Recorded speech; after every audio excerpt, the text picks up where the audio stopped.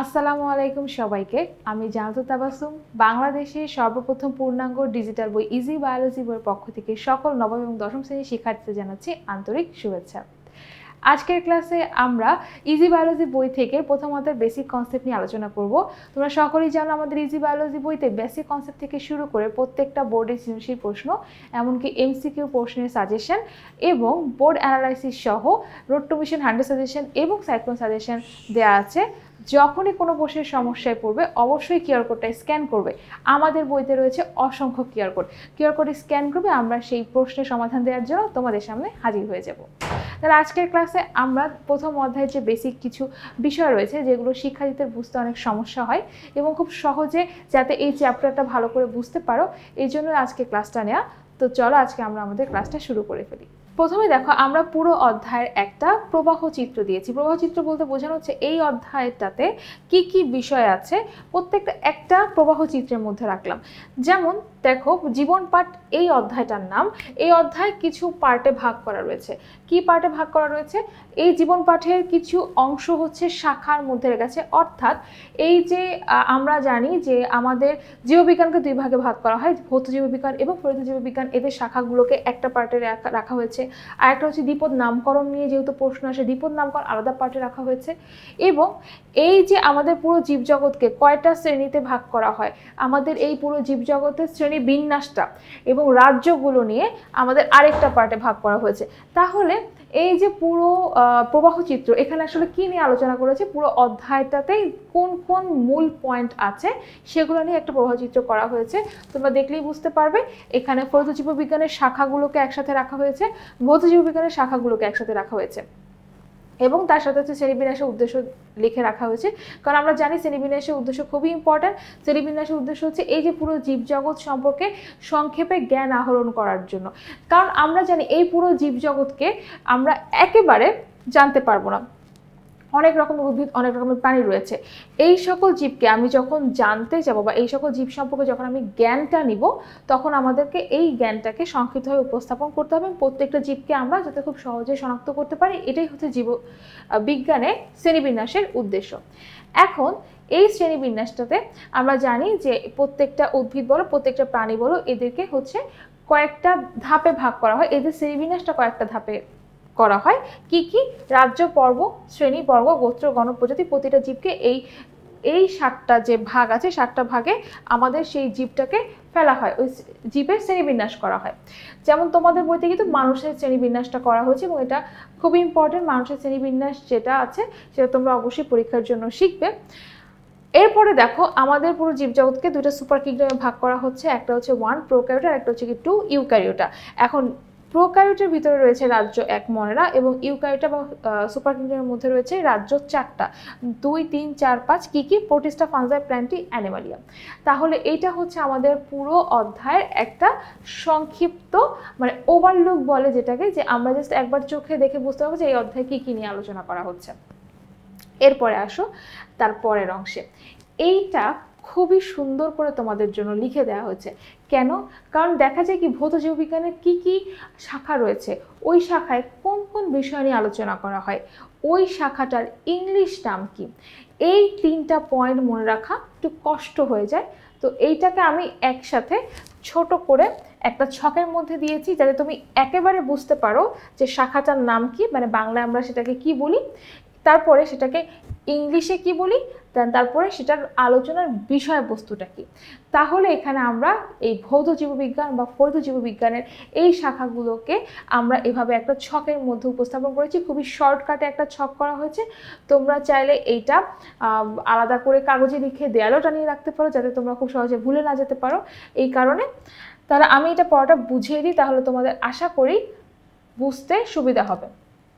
আচ্ছা, এখন দেখো, এই বিষয়ের নাম হচ্ছে অঙ্গ সংস্থান বিদ্যা। এটাকে ইংলিশে বলা হয় মরফোলজি। কি বলা হয়? মরফোলজি। এটা দিয়ে আমাদের সাধারণত আমাদের দেহের যে অঙ্গগুলো আছে সেগুলো নিয়ে আলোচনা করা হয়। তাহলে আমাদের দেহে অঙ্গগুলো বাইরেও থাকতে পারে, ভিতরেও রয়েছে। তাহলে এই বাইরে যে অঙ্গগুলো রয়েছে সেগুলোকে বলা হয় বহি অঙ্গ সংস্থান। সেগুলো কি? হাত, পা, চোখ, নাক, কান এগুলো। আর অন্ত অঙ্গ সংস্থান যেগুলো হচ্ছে আমাদের ভিতরে রয়েছে, যেটা আমরা বাইরে থেকে দেখতে পাই কিন্তু ভিতরে আমাদের কাজ করছে। হৃৎপিণ্ড, ফুসফুস, পাকস্থলী, অগ্ন্যাশয়, যকৃৎ, বৃক্ক এগুলোকে বলা হয়। তাহলে অন্ত অঙ্গ সংস্থান এবং বহি অঙ্গ সংস্থান এই দুটো মিলে কিন্তু আমাদের সার্বিক অঙ্গ সংস্থান গঠিত, এবং এই দুটো বিষয় নিয়েই সাধারণত অঙ্গ সংস্থান বিদ্যায় আলোচনা করা হয়। যদি কোনো বিষয় অন্ত অঙ্গ সংস্থান নিয়ে আলোচনা করা হয় তাকে বলা হয় অন্ত অঙ্গ সংস্থান বিদ্যা, আর যখন কোনো বিষয়ে বহি অঙ্গ সংস্থান নিয়ে আলোচনা করা হয় তখন তাকে বলা হয় বহি অঙ্গ সংস্থান বিদ্যা। এরপরে আসা হচ্ছে শ্রেণীবিন্যাস বিদ্যা, ট্যাক্সোনমি। আমরা ট্যাক্স দেই না, ট্যাক্স কি? ট্যাক্স হচ্ছে আমরা টাকা দিচ্ছি, কিন্তু এখানে ট্যাক্সোনমি, ট্যাক্স বলতে আসলে শ্রেণীবিন্যাসকে বোঝানো হচ্ছে। তাহলে শ্রেণীবিন্যাস বিদ্যা এটাকে ইংলিশে আমরা কি বলবো? ট্যাক্সোনমি বলবো। এবং এটাতে কি কাকে নিয়ে আলোচনা করা হয়? জীবের শ্রেণীবিন্যাস নিয়ে আলোচনা করা হয়। আচ্ছা, এরপর হচ্ছে শারীরবিদ্যা। শারীরবিদ্যা দেখে আবার কেউ মনে করো না এটা হচ্ছে কি শরীরবিদ্যা, মানে শরীর নিয়ে আলোচনা। না, এখানে কোনো শরীর নিয়ে কোনো আলোচনা হবে না, এখানে কোনো উদ্ভিদ বা প্রাণী শরীর নিয়ে আলোচনা হচ্ছে না, এখানে শারীরবিদ্যা নিয়ে আলোচনা হচ্ছে। ইংলিশ হচ্ছে ফিজিওলজি। ইংলিশ কি? ফিজিওলজি। এখানে আসলে কাকে নিয়ে আলোচনা করা হয়? আমাদের দেহের ভিতরে, শুধুমাত্র আমাদের না, মানে প্রাণীদের না, উদ্ভিদের দেহের ভিতরে বা প্রাণীদের দেহের ভিতরে যে জৈব রাসায়নিক এবং শারীরবৃত্তীয় কার্যাদি সম্পন্ন হয়, অর্থাৎ যে ক্রিয়া বিক্রিয়াগুলো চলে প্রাণীদের বেঁচে থাকার জন্য, সেই জিনিসগুলো নিয়ে এখানে আলোচনা করা হয়। এখন কোন বিষয়? শ্বসন, রেচন, সালোক সংশ্লেষণ। একটা কথা মাথায় রাখবা, এমসিকিউ এর জন্য এই পয়েন্টটা অনেক বেশি ইম্পর্টেন্ট, কারণ দেখা যায় যে এটার উদাহরণ দিয়ে বলবে যেটা কোন বিষয়ে বা কোন বিদ্যায় আলোচনা করা হয়। তো আমরা যখন পড়বো এই ছকটা ভালো করে পড়বো, বুঝে পড়বো, যাতে এখান থেকে আমাদের এমসিকিউটা খুব ভালো মতো কভার হয়ে যায়। ঠিক আছে? তাহলে শ্বসন বলো, রেচন বলো, সালোক সংশ্লেষণ বলো, এগুলো হচ্ছে কি শারীরবিদ্যার মধ্যে আলোচনা করা হয়। শারীরবিদ্যা মানে ফিজিওলজি। আচ্ছা, হিস্টোলজি। হিস্টো শব্দটার মানে হচ্ছে টিস্যু। কি বললাম? হিস্টো শব্দটার মানে কি? টিস্যু। আরেকটা কথা, লজি মানে কি জানো? লজি মানে হচ্ছে কি বিদ্যা। এটা আমরা সব শুরুতেই পড়ে আসছি যে লজি হচ্ছে লোগোস থেকে আসছে, যেটার অর্থ হচ্ছে গিয়ে বিদ্যা, অথবা আমরা এটাকে বলতে পারি হচ্ছে যে জ্ঞান। ঠিক আছে? তাহলে হিস্টোলজি তার মানে টিস্যু সম্পর্কিত বিদ্যা। হিস্টো মানে টিস্যু, তার মানে হিস্টোলজিতে টিস্যু নিয়ে আলোচনা করা হয়। ভ্রূণ বিদ্যা, এমব্রায়ো। এমব্রায়ো শব্দটার অর্থ হচ্ছে কি ভ্রূণ। কি বললাম? ভ্রূণ। আর লজি মানে হচ্ছে এখানে জ্ঞানকে বোঝাচ্ছে, তার মানে ভ্রূণ সম্পর্কিত বিদ্যা বা ভ্রূণ সম্পর্কিত জ্ঞানই হচ্ছে এমব্রায়োলজি। এখানে ভ্রূণ নিয়ে আলোচনা করা হয়। কি নিয়ে আলোচনা করা হয়? ভ্রূণ নিয়ে। কি কি আলোচনা হয়? ভ্রূণের বিকাশ, গঠন, এগুলো নিয়ে আলোচনা করা হয়। তারপরে কোষবিদ্যা, কোষ।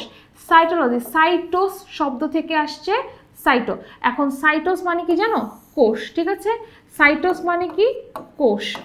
তাহলে সাইটোলজি কাকে নিয়ে আলোচনা? কোষকে নিয়ে আলোচনা। ঠিক আছে? বা কোষ সম্পর্কিত, যে কোষের আকার আকৃতি কেমন হবে, কোষের শ্রেণীবিন্যাস কেমন হবে, এই সম্পর্কিত আলোচনা আমরা সাইটোলজিতে পাই। বংশগতিবিদ্যা বা জেনেটিক্স মানে জিন এবং বংশগতি। আচ্ছা, তো জেনেটিক্স হচ্ছে জিন থেকে আসছে। জিন, এই যে GENE। তাহলে জিন হচ্ছে গিয়ে আমরা জানি ডিএনএতে থাকে জিন। এটা কি করে? জীবের মধ্যে যে মাতাপিতার যে বৈশিষ্ট্যগুলো আছে সেগুলো জিনের মধ্যে থাকে। জিন সে বৈশিষ্ট্যগুলো মাতাপিতা থেকে সন্তানদের মধ্যে সঞ্চারিত করে। এই জন্য জিন বংশগতি নিয়ে যে শাখা আলোচনা করা হয় তাকে বংশগতি বিদ্যা বলে। বিবর্তন বিদ্যা, ইভলিউশন হচ্ছে গিয়ে বিবর্তন ঘটায়, অর্থাৎ একটা প্রাণী থেকে যে আরেকটা প্রাণী সৃষ্টি হচ্ছে, একটা প্রজাতি থেকে যে আরেকটা প্রজাতি সৃষ্টি হচ্ছে, তার মধ্যে কিছু পরিবর্তন চলে আসে, এটা বিবর্তন, এবং এটা জীবের বিকাশ। তাহলে বিবর্তন বিদ্যাটা ইম্পর্টেন্ট তোমাদের জন্য। আরেকটা কথা মাথায় রাখবা যে বিবর্তন বিদ্যা এবং বাস্তববিদ্যার মধ্যে কিছুটা মানে মিল থাকলেও কিন্তু দুটা পার্থক্য আছে। কেন? বিবর্তন হচ্ছে বিবর্তন হবে মানে চেঞ্জ হবে, যে 1000 বছর আগে যেরকম পরিবেশ ছিল আমাদের 1000 বছর পরে সেরকম পরিবেশ থাকবে না। তোমরা নিজেরাই বুঝতে পারছো 2-3 বছর আগে যেমন ছিল এখন কিন্তু সেরকম নয়, অর্থাৎ এখানে কিন্তু বিবর্তন হচ্ছে, চেঞ্জ হচ্ছে। বাস্তুবিদ্যা, ইকোলজি। ঠিক আছে? ইকোসিস্টেম থেকে আসছে এই শব্দটা। তো এখানে পরিবেশ এবং জীবের মধ্যে আন্তঃসম্পর্ক বোঝাচ্ছে, মানে একটা পরিবেশের আছে মাটি, গাছপালা, বাতাস, সূর্য আলো, এটার সাথে সেখানে থাকা জীবের সম্পর্ক কি। সেখানে তোমার মানুষ থাকতে পারে, উদ্ভিদ থাকতে পারে, যে কোনো পাখি থাকতে পারে, মাছ থাকতে পারে, এদের মধ্যে কি সম্পর্ক, এটাই মূলত হচ্ছে জীবের, পরিবেশ এবং জীবের আন্তঃসম্পর্ক। এটা হচ্ছে কি বাস্তুতন্ত্র নিয়ে আলোচনা করে। এন্ডোক্রাইনোলজি, এন্ডোক্রাইন, এটা একটু বুঝতে হবে। এন্ডোক্রাইন মানে হচ্ছে অন্তঃক্ষরা গ্রন্থি। কি বললাম? এন্ডোক্রাইন মানে অন্তঃক্ষরা গ্রন্থি। এখন তোমরা বলতে পারো আচ্ছা অন্তঃক্ষরা গ্রন্থি মানে কি? অন্তঃক্ষরা গ্রন্থি হচ্ছে আমাদের দেহের ভিতরে এমন কিছু গ্রন্থি আছে যে গ্রন্থি গ্রন্থিগুলো থেকে কিছু রাসায়নিক পদার্থ বের হবে। এই রাসায়নিক পদার্থগুলো যেখান থেকে বের হয় তার থেকে অনেক দূরে গিয়ে কাজ করে। যেমন এরকম একটা অন্তঃক্ষরা গ্রন্থির নাম হচ্ছে থাইরয়েড গ্রন্থি। থাইরয়েড গ্রন্থি আমাদের এখানে থাকে, এখান থেকে এক ধরনের রাসায়নিক পদার্থ বের হয় যেটাকে আমরা বলি থাইরয়েড হরমোন। এই রাসায়নিক পদার্থগুলোর সাধারণ নাম হচ্ছে হরমোন। এই হরমোন এক একটা গ্রন্থি থেকে এক এক ধরনের হরমোন বের হয়, এই হরমোনগুলো এক একটা কাজ করে থাকে। তো এই হরমোন যেখান থেকে বের হয় সেখানে কাজ করে না, সেখান থেকে দূরে গিয়ে কাজ করে। অর্থাৎ এখানে যে থাইরয়েড হরমোনটা বের হচ্ছে সেটা কি করছে, মানে থাইরক্সিন হরমোনটা বের হয়। মূলত থাইরয়েড গ্রন্থি থেকে যে হরমোনগুলো বের হয় তাকে থাইরক্সিন হরমোন বলে। তো থাইরক্সিন হরমোনগুলো কি করছে, সেটা শুধুমাত্র এই জায়গার কোনো বিকাশে কাজ করছে তা কিন্তু না, সে কিন্তু হাত পায়ের মধ্যে রক্তের মাধ্যমে সঞ্চারিত হচ্ছে, হাত পায়ে গিয়ে তখন দেখা যায় সেটার বিকাশ ঘটাচ্ছে। তাহলে অন্তঃক্ষরা গ্রন্থি থেকে যে রাসায়নিক পদার্থ বের হয় তার নাম হচ্ছে হরমোন। এই হরমোন নিয়ে কোথায় আলোচনা করা হয়, এন্ডোক্রাইনোলজিতে আলোচনা করা হয়। ঠিক আছে, জীবভূগোল হচ্ছে বায়োজিওগ্রাফি। বায়ো শব্দটার মানে হচ্ছে জীব, আর ভূগোলের ইংলিশ হচ্ছে জিওগ্রাফি। তাহলে এখানে হচ্ছে সাধারণত এই পৃথিবীর বিভিন্ন জায়গায় যে জীবরা থাকে, যেমন মরু পরিবেশে একরকম, তারপর মনে করো বনজ পরিবেশে একরকম, মাটির নিচে মানে পানির নিচে একরকম। তো বিভিন্ন জায়গায় জীবের যে অভিযোজন হয় সেই অভিযোজন বিস্তৃতি নিয়ে এখানে আলোচনা করা হয়। অভিযোজন মানে হচ্ছে একটা পরিবেশে খাপ খাওয়ার ক্ষমতা। ঠিক আছে, আচ্ছা এখন তো গেল আমরা ভৌত জীববিজ্ঞান। আশা করি ভৌত জীববিজ্ঞানে তোমরা খুব সহজে এই জিনিসটা ধরতে পারবে যে কিভাবে মনে রাখতে হয়, সেটা আমি তোমাদেরকে বলে দিয়েছি। এখন আসো ফলিত জীববিজ্ঞান। ফলিত জীববিজ্ঞানের শাখাটা একটু বেশি, কারণ প্রয়োগ করার ক্ষেত্রটা অনেক। কি কয়টা আছে এখানে একটু খেয়াল করি, 1 2 3 4 5 6 7 8 9 10 11 12 13 14 15 16 17টা। তাহলে আমাদের ফলিত জীববিজ্ঞান কয়টা, 17টা। ঠিক আছে, 17টা শাখা আমাদের ভালো করে মাথায় রাখতে হবে।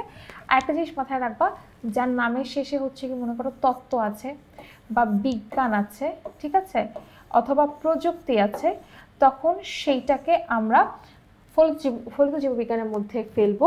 সাধারণত দেখা যায় খুব 2-3টা আলাদা না হলে বাকি যেগুলো নামে শেষে বিজ্ঞান বা তত্ত্ব বা প্রযুক্তি আছে তারা হচ্ছে ফলিত জীববিজ্ঞানের মধ্যে পড়ছে। এখন আসলে এটা আমি বুঝিয়ে দিই। প্রথমটা হচ্ছে জীবাশ্ম বিজ্ঞান, এটাকে ইংলিশে বলে প্যালিওন্টোলজি। প্যালিওন্টোলজি, ঠিক আছে, প্যালিও এটা হচ্ছে কি জীবাশ্মকে নির্দেশ করছে। তাহলে এটা জীবাশ্ম নিয়ে আলোচনা। জীবাশ্ম হচ্ছে গিয়ে কোথায় পাওয়া গেছে, এখান থেকে যে জীবটা মানে যে জীবটার জীবাশ্ম সেই জীবটা কেমন ছিল, এই ধরনের গঠন নিয়ে আলোচনা করা হয় জীবাশ্ম বিজ্ঞানে। জীব পরিসংখ্যান বিদ্যা, বায়ো মানে হচ্ছে জীব, মানে বায়োলজি থেকে বায়োলজি যে শব্দটা যে আমরা জানি বায়োস জীব, এই বায়োটা মানে জীব বোঝাচ্ছে।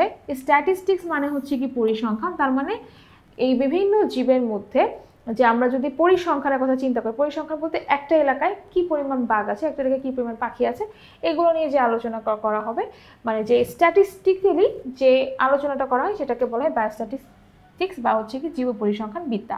তারপর হচ্ছে পরজীবী বিদ্যা, প্যারাসাইটোলজি। প্যারাসাইট মানে কি, প্যারাসাইট মানে হচ্ছে পরজীবী, তার মানে পরজীবীর উপকারিতা অপকারিতা এইসব নিয়ে এখানে আলোচনা করা হয়। মৎস্য বিজ্ঞান খুবই সহজ, ফিশারিজ, ফিশ মানে মাছ, মাছ নিয়ে আলোচনা হবে। কীটতত্ত্ব, অ্যান্টোমোলজি। অ্যান্টোমোলজি এটা হচ্ছে কীট পতঙ্গ, মানে হচ্ছে কি যে প্রজাপতি, তেলাপোকা, ভ্রমর, এই সকল কীট পতঙ্গ নিয়ে আলোচনা করা হয়। অণুজীব বিজ্ঞান, অণুজীব নিয়ে আলোচনা করা হয়, এই জন্য নামে দেখো মাইক্রো। মাইক্রো অর্থ কি অণু। আর বায়োলজি এটা মানে হচ্ছে জীববিজ্ঞান, তাহলে অণুজীব বিজ্ঞানে কাদের নিয়ে আলোচনা করা হয়, যারা অণুজীব, যাদের চোখে দেখা যায় না, যেমন ভাইরাস, ব্যাকটেরিয়া, আণুবীক্ষণিক ছত্রাক, এদেরকে নিয়ে আলোচনা করা হবে। এদের উপকারিতা অপকারিতা, এদেরকে কিভাবে আমরা দমন করতে পারি, এই সকল বিষয় নিয়ে আলোচনা করা হবে। এরপরে কৃষি বিজ্ঞান, খুবই সহজ, এগ্রিকালচার, ইংলিশেই হচ্ছে এগ্রিকালচার, কৃষি নিয়ে আলোচনা করা হচ্ছে। চিকিৎসা বিজ্ঞানে মেডিকেল সায়েন্স, এখানে মানবদেহ রোগ কীরকম হচ্ছে, তাদের চিকিৎসা কেমন হয়, এগুলো নিয়ে আলোচনা করা হবে। জিন প্রযুক্তিতে হচ্ছে ইংলিশে দেখো জেনেটিক শব্দটার অর্থ হচ্ছে জিন, ইঞ্জিনিয়ারিং তো মানে হচ্ছে প্রযুক্তি।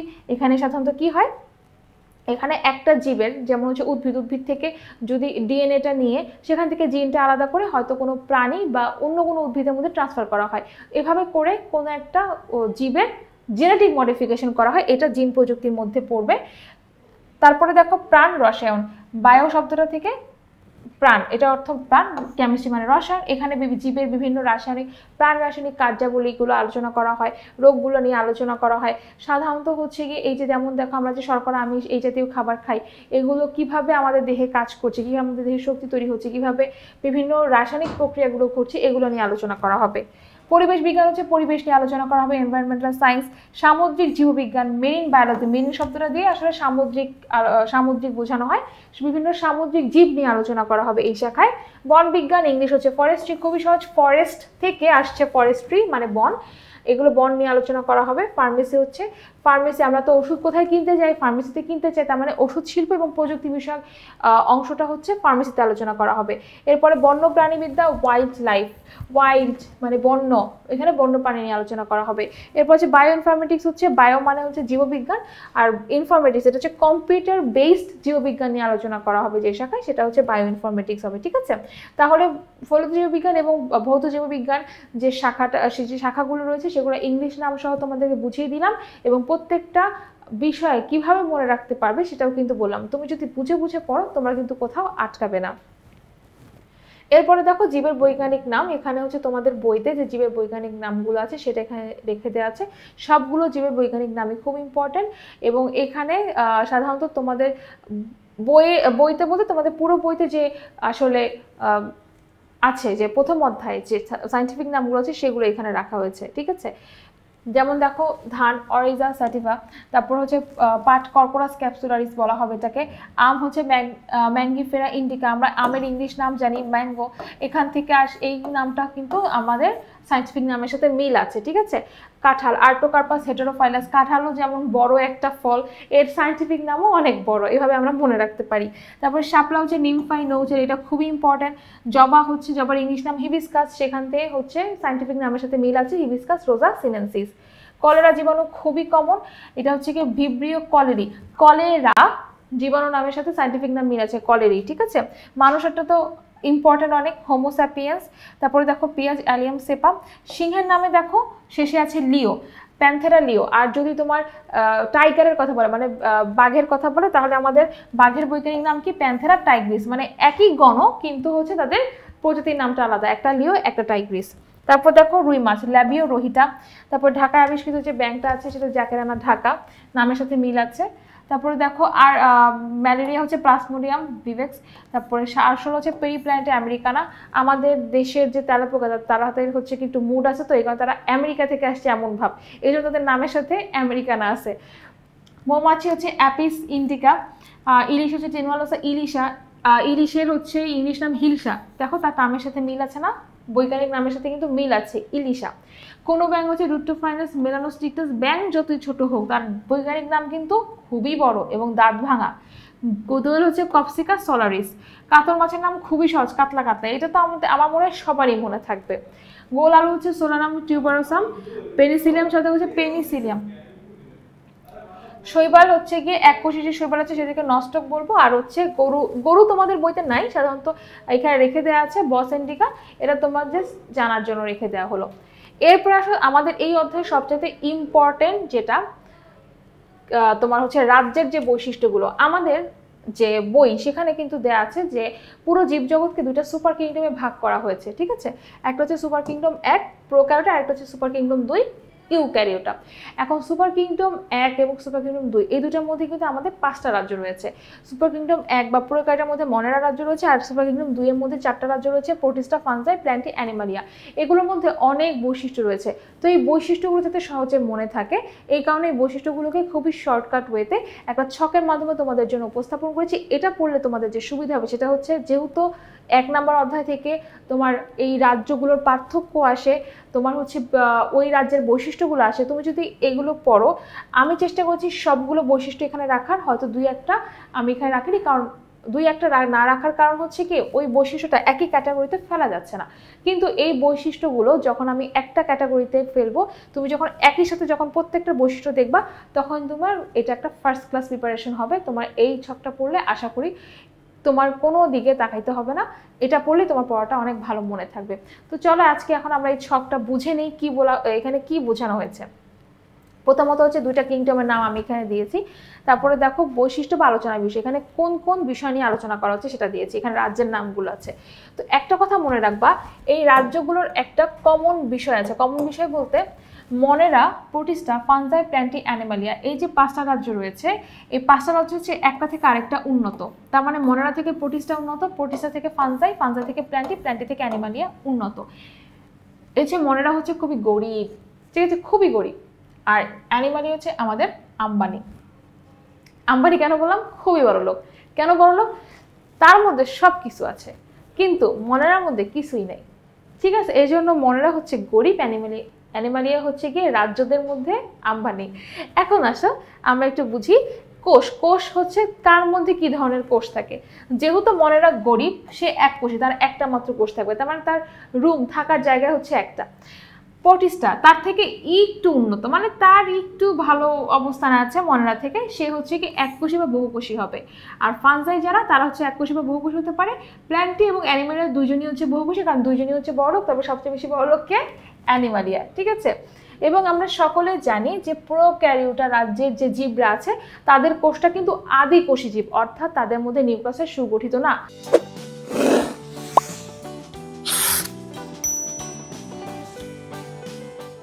অর্থাৎ মনেরা রাজ্যের যে কোষটা আছে সেটা কিন্তু এককোষী এবং এখানে নিউক্লিয়াসের সুগঠিত হবে না, ঠিক আছে। এই জন্য দেখো মনেরা এককোষী রয়েছে, পটিস্টা একটু উন্নত দেখে এককোষী, এবং তারপরে বাকিরা সেভাবে সিকোয়েন্স অনুযায়ী যাবে। এরপর জীবের ধরন। জীবের ধরন হচ্ছে কে কিরকম আর কি, ঠিক আছে। কি আণুবীক্ষণিক, কে হচ্ছে জলে থাকবে নাকি স্থলে থাকবে। মনেরা আণুবীক্ষণিক জীব, এই জন্যই সে এককোষী এবং তাদের নিউক্লিয়াসে সুগঠিত না। প্রোটিস্টা যারা, তাদের হচ্ছে প্রকৃত কোষ রয়েছে, এখন হচ্ছে সে একটু উন্নত স্তরে আসছে। আর ফানজাই যারা, তারা স্থলজ, মানে হচ্ছে মাটিতে থাকে, তারা মৃতজীবী হতে পারে বা পরজীবী হতে পারে। মৃতজীবী মানে হচ্ছে কিছু ছত্রাক মৃতদেহের উপরে জীবন ধারণ করে বেঁচে থাকে, আর কিছু ছত্রাক হচ্ছে অন্য জীবের উপর নির্ভরশীল হয়, যারা হচ্ছে পরজীবী। প্ল্যান্টই হচ্ছে স্থলজ আসে, তবে কিছু জলজ উদ্ভিদ আছে, যেমন হচ্ছে শাপলা, পদ্ম, এগুলো জলজ উদ্ভিদ। অ্যানিমালিয়া হচ্ছে এরা সবসময় পরভোজী, কারণ কি তারা হচ্ছে অন্য প্রাণী বা অন্য উদ্ভিদের উপর নির্ভর করে বেঁচে থাকে, নিজের খাদ্য নিজে তৈরি করতে পারে না। এরপর আসা হচ্ছে ফিলামেন্টাস কিনা। ফিলামেন্টাস বলতে দেহটা সূত্রাকার কিনা বা সুতার মতো কিনা। ফিলামেন্টাস বলতে আসলে সুতার মতো দেহ হবে। শুধুমাত্র মনেরা, প্রোটিস্টা দুটোই হচ্ছে গিয়ে ফিলামেন্টাস হবে। আর ফানজাইয়ের ক্ষেত্রে হচ্ছে মাইসিলিয়াম থাকে। মাইসিলিয়াম মূলত হচ্ছে সূত্রাকার দেহ দিয়ে তাদের এই মানে সূত্রাকার অংশ দিয়ে তাদের দেহটা গঠিত ফানজাই, ওটাকে মাইসেলিয়াম বলা হচ্ছে। আর প্ল্যান্টি বা অ্যানিমেলিয়ার ক্ষেত্রে এগুলো কিছু বলা নেই। মাইসেলিয়ামের সংজ্ঞাটা তোমাদের একটু নিচের দিকে আছে, ভালো করে খেয়াল করো।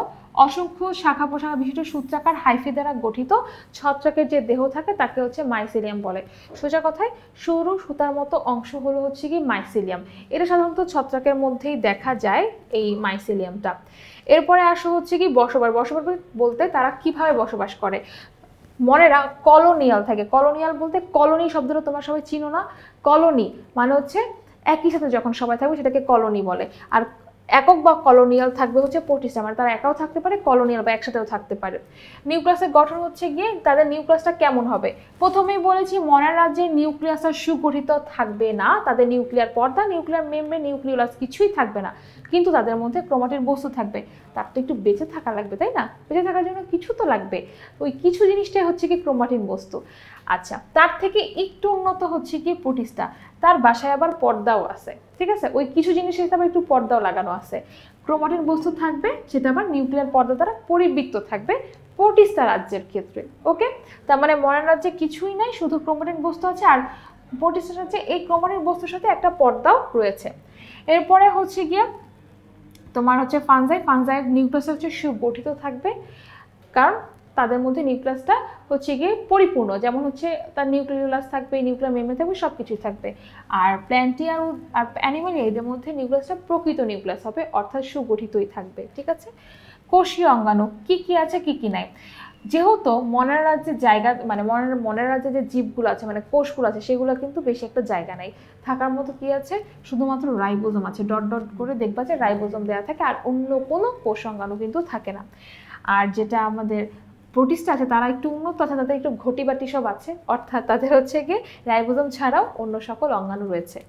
ফানজাই রাজ্যেও হচ্ছে রাইবোজোম ছাড়াও অন্য সকল অঙ্গাণু থাকে, তবে এখানে ক্লোরোপ্লাস্ট থাকবে না। কেন থাকবে না? কারণ ছত্রাক নিজের খাবার নিজে তৈরি করতে পারে না, তারা দেখবা যে বর্ণহীন, তারা কিন্তু কোনো সবুজ কালারের ছত্রাক তোমার পাবা না, কারণ তাদের মধ্যে ক্লোরোপ্লাস্ট নাই। এবং তাদের একটা কোষ প্রাচীর থাকে, তারা উদ্ভিদ না হওয়া সত্ত্বেও তাদের একটা কোষ প্রাচীর থাকে, সেটাকে কাইটিন দ্বারা নির্মিত। সবসময় মনে রাখবা ছত্রাকের ক দিয়ে, ছত্রাকের লাস্টে হচ্ছে ক, এই ক দিয়ে আমরা মনে রাখবো কাইটিন, ঠিক আছে, কাইটিন দ্বারা নির্মিত। আর হচ্ছে গিয়ে উদ্ভিদের ক্ষেত্রে, মানে প্ল্যান্টি রাজ্যের ক্ষেত্রে সকল উদ্ভিদেই সকল অঙ্গাণু রয়েছে। আর প্রাণীদের ক্ষেত্রে বা অ্যানিমালিয়ার ক্ষেত্রে দেখা যায় কোষ প্রাচীর, প্লাসিডিয়াম ও কোষ গহ্বর নয়, বাকি সকল অঙ্গাণু তাদের মধ্যে থাকবে। এরপরে দেখো টিস্যুতন্ত্র। টিস্যুতন্ত্র মানে টিস্যু কাকে বলে? অনেকগুলো কোষ মিলে তোমার টিস্যু তৈরি হয়। এখন তুমি বলো মনেরা রাজ্যে হচ্ছে দিন আনে দিন খায় অবস্থা, মানে তার একটা কোষই কোনো মতো আছে, এখন তার কি টিস্যু থাকবে? একটা কোষের বেশি হলেই না তার মধ্যে টিস্যু থাকবে। তার মানে হচ্ছে এই প্রথম যেটা আছে মানে মনের রাজ্য যেটা আছে সেখানে কোনো টিস্যু হবে না, কারণ তাদের মধ্যে একটা মাত্র কোষ আছে। আর মনেরা বলো, তারপরে হচ্ছে প্রোটিস্টা। প্রোটিস্টা যে একটা মাত্র কোষ, এই কারণে হচ্ছে সেই ক্ষেত্রে তোমার কোনো টিস্যু থাকবে না। আর বহুকোষী কোনো ক্ষেত্রে বহুকোষী হতে পারে, কিন্তু তাদের মধ্যে কোনো টিস্যু তন্ত্র থাকে না। এখন তোমাদের মনে প্রশ্ন আসতে পারে টিস্যু তো বুঝলাম, টিস্যু তন্ত্র কি? টিস্যু তন্ত্র হচ্ছে অনেকগুলো টিস্যু মিলে যখন একটা তন্ত্র তৈরি করে। যেমন হচ্ছে আমাদের ত্বকের মধ্যে টিস্যু আছে, আমাদের হচ্ছে হৃৎপিণ্ডের টিস্যু রয়েছে, তো হৃৎপিণ্ডের অনেকগুলো মানে অংশ রয়েছে। এখন অনেকগুলো টিস্যু মিলে একটা তন্ত্র তৈরি করছে, সেটাকে আমরা অঙ্গ বলবো, ঠিক আছে? সেটাকে আমরা কি বলবো? অঙ্গ বলবো। যেমন হচ্ছে গিয়ে আমাদের হচ্ছে মনে করো যে আমাদের পরিপাকতন্ত্র কেন বলছি? কারণ আমাদের পরিপাকতন্ত্রের ক্ষেত্রে তোমার হচ্ছে গিয়ে মুখগহ্বর, অন্ননালী, পাকস্থলী এই সবগুলো হচ্ছে গিয়ে তোমার অনেকগুলো টিস্যু সমন্বয়ে গঠিত, এটাকে আমরা টিস্যুতন্ত্র বলতে পারি। কিন্তু যার মধ্যে টিস্যুই নাই সেটা টিস্যুতন্ত্র কীভাবে তৈরি হবে? যার মধ্যে একটা মাত্র কোষ আছে সেখানে টিস্যু কীভাবে তৈরি হবে? এই কারণে হচ্ছে তোমার প্ল্যান্টের ক্ষেত্রে যে টিস্যুতন্ত্র সেটা উন্নত টিস্যুতন্ত্র, আর হচ্ছে অ্যানিমালের ক্ষেত্রে জটিল টিস্যুতন্ত্র দেখা যায়, ঠিক আছে? এরপরে দেখো খাদ্য গ্রহণ পদ্ধতি কার ক্ষেত্রে কিরকম হবে? মনের রাজ্যে যারা আছে তারা হচ্ছে শোষণ পদ্ধতি, অর্থাৎ হচ্ছে কোনো খাবারকে শুষে নিয়ে তারা হচ্ছে খাবারটা নিবে, ঠিক আছে? তারা হচ্ছে সালোক সংশ্লেষণ পদ্ধতিতে অনেক সময় করবে। কেন? কারণ আমরা উদাহরণ দেখলে বুঝতে পারবো। আমরা যদি একটু মনের রাজ্যে উদাহরণ দেখি তাহলে আমরা দেখতে পাবো একটা উদাহরণ হচ্ছে নীলাভ সবুজ শৈবাল, যেটাকে আমরা নস্টক বৈজ্ঞানিক নাম দিচ্ছি। নীলাভ সবুজ শৈবাল নামে আছে সবুজ, তার মানে কি তার মধ্যে অবশ্যই ক্লোরোপ্লাস্টের মতো কিছু অংশ আছে, এই কারণে তার নাম হচ্ছে সবুজ শৈবাল। এই কারণে সে কিন্তু সালোক সংশ্লেষণ পদ্ধতিতে খাদ্য তৈরি করতে পারবে, কিন্তু ব্যাকটেরিয়ার ক্লোরোপ্লাস্ট নাই, সে কিন্তু সালোক সংশ্লেষণ পদ্ধতিতে খাদ্য তৈরি করতে পারবে না, সে কিন্তু শ্বসন পদ্ধতিতে খাদ্য তৈরি করবে। সুতরাং আমার উদাহরণের সাথে খাদ্য গ্রহণ পদ্ধতিটা মিল আছে। এরপর একটা দেখো প্রোটিস্টা রাজ্যের ক্ষেত্রে তারা শোষণ পদ্ধতিতেও খাদ্য গ্রহণ করবে, অথবা গ্রহণ পদ্ধতিতে করবে, অথবা ফটোসিনথেটিক মানে সালোক সংশ্লেষণ পদ্ধতিতেও খাদ্য গ্রহণ করতে পারবে। এখন আমরা একটু উদাহরণ দেখি তাহলে বুঝতে পারবো। অ্যামিবা, প্যারামেসিয়াম, ঠিক আছে, এদের মধ্যে মানে শৈবালের বা হচ্ছে গিয়ে শৈবালের মতো কোনো ক্লোরোপ্লাস্ট থাকার কথা না। তারপরে দেখো এককোষী শৈবাল যার নাম হচ্ছে ডায়াটম, বহুকোষী শৈবাল, আচ্ছা নাম শৈবাল, ঠিক আছে। তার মানে শৈবাল মানেই আমরা জানি তার মধ্যে ক্লোরোপ্লাস্ট থাকতে পারে, ক্লোরোপ্লাস্ট থাকবে, এই কারণে সে কিন্তু সালোক সংশ্লেষণ পদ্ধতিতে খাদ্য গ্রহণ করবে বা খাদ্য তৈরি করবে। ফটোসিনথেটিক বলতে সালোক সংশ্লেষণ পদ্ধতিতেই বোঝানো হচ্ছে। তাহলে বুঝতে পারছো, যদি তোমার খাদ্য গ্রহণ পদ্ধতি মনে না থাকে তাহলে তুমি কি করবা? উদাহরণগুলো মাথায় রাখো, উদাহরণগুলো মাথায় রাখলে অ্যান্সারটা করতে পারবা। এরপরে দেখো ফানজাই যারা আছে মানে ছত্রাক গোত্রীয় যারা আছে তারা হচ্ছে গিয়ে শোষণ পদ্ধতিতে খাদ্য গ্রহণ করবে। সেটা কিভাবে? সেটা হচ্ছে গিয়ে মনে করো যে ছত্রাক সেগুলো কিন্তু মৃতজীবীর উপরে বসবাস করতে পারে বা পরজীবীর উপরে বসবাস করতে পারে। মৃতজীব মানে মৃতদেহের উপর যখন জীবন ধারণ করে, মৃতদেহ থেকে যখন সে খাবারটা নিয়ে নিবে। আর যখন পরজীবীর উপর থাকবে তখন হচ্ছে গিয়ে হয়তো কোনো পচা বাসি খাবার থেকে সে কিন্তু পুষ্টিটা নিবে। তার মানে কি, যত ছত্রাক আছে তাদের পদ্ধতি হচ্ছে শোষণ পদ্ধতি, সেটা যার উপরেই নির্ভর করুক না কেন। উদাহরণ কি? ইস্ট, উদাহরণ পেনিসিলিয়াম, উদাহরণ হচ্ছে মাশরুমটা আমরা খাবার হিসেবে গ্রহণ করি পিৎজার সাথে বা সালাদ হিসেবে বা সবজির সাথে। আর ইস্ট তো হচ্ছে যেটা পাউরুটি ফোড়াতে ব্যবহার করা হয়। পেনিসিলিয়াম হচ্ছে যেখান থেকে পৃথিবীর সর্বপ্রথম অ্যান্টিবায়োটিক পেনিসিলিন আবিষ্কার হয়েছিল। এরপর আসে উদ্ভিদের কি বলা লাগবে যে উদ্ভিদ কিভাবে খাবার তৈরি করে? না, এটা আমাদের বলা লাগবে না, কারণ আমরা সকলেই জানি উদ্ভিদের ক্লোরোপ্লাস্ট রয়েছে, সে সালোক সংশ্লেষণ পদ্ধতিতে খাবার তৈরি করে। তাহলে সকল উন্নত সবুজ উদ্ভিদ হবে প্ল্যান্টের মধ্যে। আর প্রাণীদের মধ্যে প্রোটোজোয়া ছাড়া বাকি যত অমেরুদণ্ডী এবং মেরুদণ্ডী প্রাণী আছে তারা কি করে? খাদ্য গলাধঃকরণ করে, মানে তারা খাবার তৈরি করে না, তারা খাদ্য গিলে খায়। যেমন আমরা মানুষ, গরু, ছাগল, হাঁস, মুরগি সবাই কি করে? খাদ্য গিলে খাবে। আচ্ছা, এরপরে আসা হচ্ছে প্রজনন পদ্ধতিটা, মানে তারা কিভাবে বংশবৃদ্ধি করে। প্রথমত হচ্ছে মনের রাজ্যে যারা আছে তারা অ্যামাইটোসিস বা দ্বিবিভাজন পদ্ধতিতে বংশবৃদ্ধি করে। অ্যামাইটোসিস মানে কি? যখন একটা কোষ মাঝখান বরাবর ভেঙে যাচ্ছে, সেটা হচ্ছে কি অ্যামাইটোসিস পদ্ধতি। তো এইখানে তোমার এই প্রজনন পদ্ধতিতে তোমার মনের রাজ্যের জীবগুলো বংশবৃদ্ধি করে থাকবে। তারপর প্রোটিস্টারাতে যারা আছে তারা হচ্ছে দুইভাবে বংশবৃদ্ধি করতে পারে। একটা হচ্ছে যদি অযৌন প্রজনন করে, অর্থাৎ তাদের মধ্যে গ্যামেটের যদি মিলন না হয় সেক্ষেত্রে মাইটোসিস পদ্ধতিতে তারা প্রজনন ঘটাবে। আরেকটা হচ্ছে কনজুগেশন, যদি যৌন প্রজনন হয় তাহলে কনজুগেশন পদ্ধতিতে তারা যৌন প্রজনন ঘটাবে। এখন প্রশ্ন হচ্ছে কনজুগেশন মানে কি? কনজুগেশনের সংজ্ঞা তোমাদের এখানে একটা দেওয়া আছে, আমি একটু গুছিয়ে বলি। কনজুগেশন হচ্ছে এরকম একই রকম দুইটা জীব থাকবে, মানে গ্যামেট থাকবে, দুইটা যে গ্যামেট থাকবে তারা দেখতে হচ্ছে একই রকম হবে, কিন্তু একটা হবে পুং একটা হবে স্ত্রী, অর্থাৎ দুই ধরনের লিঙ্গ হিসেবে কাজ করবে। সোজা ভাষায় দেখতে একই রকম হবে কিন্তু তারা জৈবনিকভাবে ভিন্ন হবে। এরকম দুইটা গ্যামেটের মিলনের মাধ্যমে যে প্রজনন হয় সেটা কনজুগেশন। সাধারণত মনে করো শৈবালের ক্ষেত্রে শৈবাল দুইটা যখন একই রকম হয় তারা পাশাপাশি আসে, তাদের মধ্যে যে নিউক্লিয় বস্তু থাকে মানে যেটার মাধ্যমে তাদের প্রজননটা ঘটবে সেটা কি করে, জাস্ট আদান প্রদান করে, একজন আরেকজনকে পাস করে। এই যে আদান প্রদানটা হচ্ছে এটাই কনজুগেশন পদ্ধতি। এটা কোথায় দেখা যায়? শৈবালের ক্ষেত্রে দেখা যাবে, অর্থাৎ প্রোটিস্টারাদের যারা রয়েছে তাদের ক্ষেত্রে এটা দেখা যাবে। তাহলে কনজুগেশনটা কি? কনজুগেশনটা হচ্ছে দেখতে একই রকমই কিন্তু হচ্ছে লিঙ্গটা আলাদা। সোজা কথা হচ্ছে এটা দেখতে একই রকম কিন্তু গ্যামেটের জৈবনিকভাবে তারা ভিন্ন। গ্যামেট দুটো জৈবনিকভাবে ভিন্ন হবে, একটা পুং গ্যামেট হিসেবে কাজ করবে, একটা স্ত্রী গ্যামেট হিসেবে কাজ করবে। তারপরে দেখো ফানজাই রাজ্যে যারা আছে তারা অযৌন প্রজনন পদ্ধতিতে তোমার হচ্ছে গিয়ে বংশবৃদ্ধি করে। আর হচ্ছে গিয়ে আমরা যদি উদ্ভিদের কথা চিন্তা করি তাহলে অ্যানাইসোগ্যামাস পদ্ধতিতে যৌন প্রজনন ঘটায়। অ্যানাইসোগ্যামাস মানে হচ্ছে দুইটা ভিন্নধর্মী গ্যামেট থাকবে, একটা পুং গ্যামেট একটা স্ত্রী গ্যামেট, দুইটার আকার আকৃতি আলাদা হবে। দেখো এখানে সংজ্ঞাটা দেওয়া আছে, অ্যানাইসোগ্যামাস মানে হচ্ছে আকার আকৃতি অথবা শারীরবৃত্তীয় পার্থক্য বিশিষ্ট ভিন্নধর্মী গ্যামেটের মিলনে যে জনন সম্পন্ন হয় তাকে বলা হয় অ্যানাইসোগ্যামাস। এখানে দেখা যাচ্ছে ছোট গ্যামেটটা হয় পুরুষ আর শুক্রাণু যেটা শুক্রাণুকোষ, আর স্ত্রী গ্যামেটটা হয় হচ্ছে বড় যেটা হচ্ছে ডিম্বাণুকোষ হিসেবে কাজ করে।